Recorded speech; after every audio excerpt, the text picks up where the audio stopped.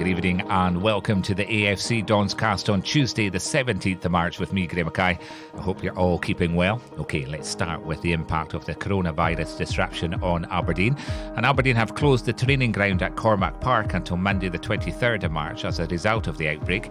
And Derek is keen for everyone with the club to minimise their chances of contracting coronavirus. McGuinness says the players have been given fitness programmes to follow at home to keep them in condition should football resume sooner rather than later.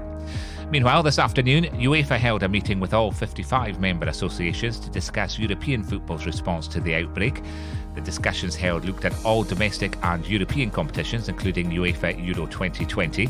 The outcome from the meeting will see the Euro 2020 tournament postponed for a year until 2021, with the competition due to take place from the 11th of June to the 11th of July next year.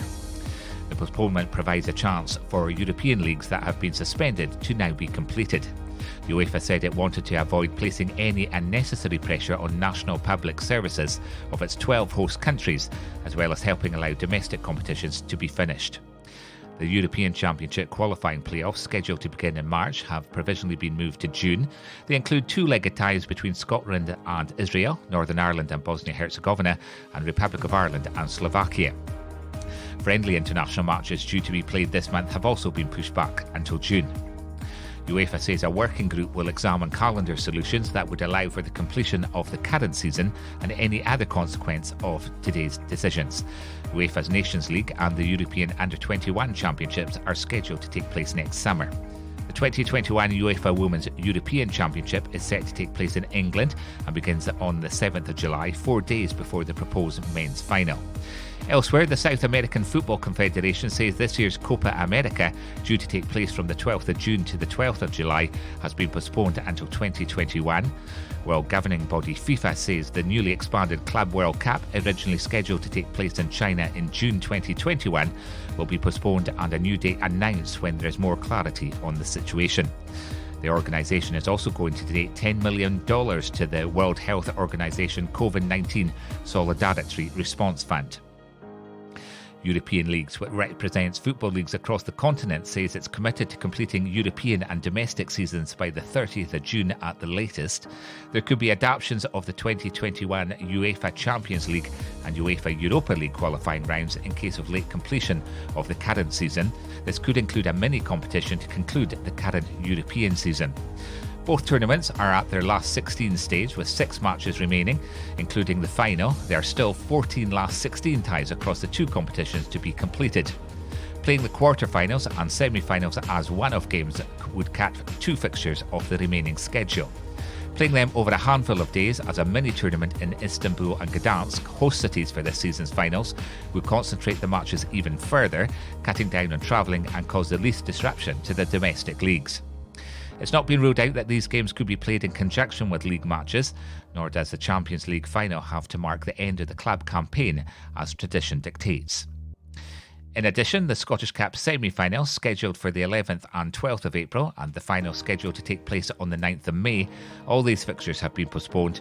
However, the SFA says it's committed to completing the Cup games as well in front of fans. Chief Executive of the SFA, Ian Maxwell, responds on the decision on postponing Euro 2020. Ian, we've got a lot to address. We'll start with the postponement of Euro 2020 to 2021 and your general reaction to that. I think it's absolutely the right decision. The UEFA president outlined, the health of the public, the spectators, the players, the match officials is of paramount importance, and given the global pandemic that we find ourselves in, arranging a tournament of such magnitude for June was never realistically going to happen. Obviously, it's UEFA's flagship event. We're celebrating 60 years of European football, and it's absolutely right that we do that across 12 cities as planned, with spectators at every match, and people can enjoy football the way it should be. Yeah, and what impact does that have on Glasgow as host city? Obviously, it's a 12-month postponement. We expect that the stadiums that were planned will be the ones that are used in 12 months' time, so it's really just business as usual from a what is now Euro 2021 perspective, and we'll be preparing for it like the other host cities will be. And of course, the Israel playoff semi-final match, that has been discussed as being played in June now. How likely do you see that being? I think it's difficult to envisage a situation where the current situation clears up in time for us to play games in June. Obviously there are a number of countries involved in the playoff. The virus is at various stages across the world, and there may be some countries that see themselves coming out of that situation a little bit quicker than others. We will take advice obviously from the medical teams, and we will liaise with UEFA. Whether we can get the game played in June, it will be up for debate. We would love to think so, but it's probably unlikely at this point. And there's obviously the question about Scotland supporters and tickets. Will tickets remain valid for this? Absolutely. As with any postponement, tickets will remain valid for the rescheduled date. You know, we were delighted with the ticket sales. We were delighted that the supporters all wanted to come and watch the playoff match, and I'm sure there are a lot of disappointed Scotland fans that they can't get along to see the game when it was scheduled for, and we'll try and get it on as quickly as we can. And then attention turns to the Scottish Cup as well, which would have been coming up soon with the postponements there as well. When will the fixtures be played likely, Ian? It's difficult to say, and obviously they're scheduled for just a little over a month's time. That's obviously going to be impossible to play football in that time period, but it's a flagship event for the Scottish FA. It means a lot to clubs, it means a lot to players, it means a lot to supporters to watch their team lift the Scottish Cup, and we want to give every supporter that can the chance to come and watch those games be played, so we'll look to reschedule those games as soon as possible. Yeah, that might be a bit of a vague question, hard to really put a finger on this, but what is next for the Scottish FA and what are the next steps? We will be guided. Obviously we suspended football in the country for the immediate future. We want to get football back on everybody's minds as soon as we possibly can. We need to take advice from the medical experts in that area.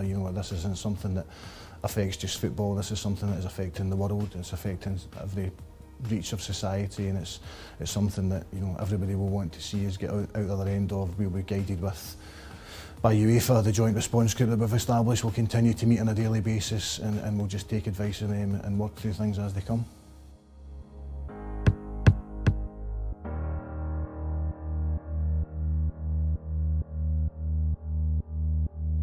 For more Dons news every day, head online to invernessreds.co.uk.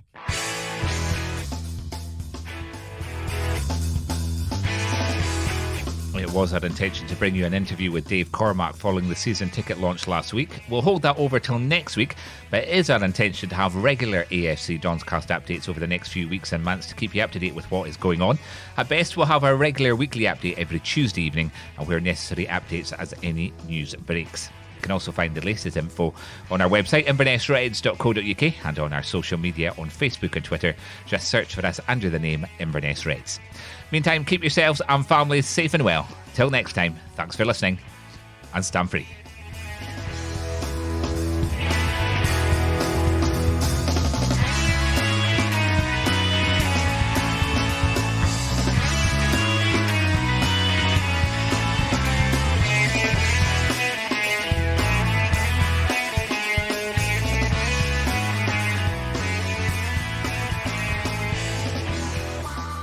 That's all for this week. More Aberdeen news next Tuesday evening from 8.